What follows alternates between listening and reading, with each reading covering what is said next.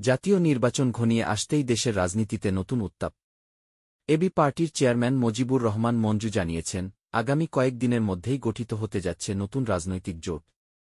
রোববার ফেনী শহরের এক গণমিলনায়তনে সাংবাদিকদের সঙ্গে মতবিনিময় সভায় তিনি এ তথ্য জানান। তিনি জানান, জুলাই মাসের অভ্যুত্থানে দল হিসেবে যারা সামনে থেকে ভূমিকা রেখেছে, তাদের নিয়ে একটি শক্তিশালী জোট গঠনের সিদ্ধান্ত হয়েছে।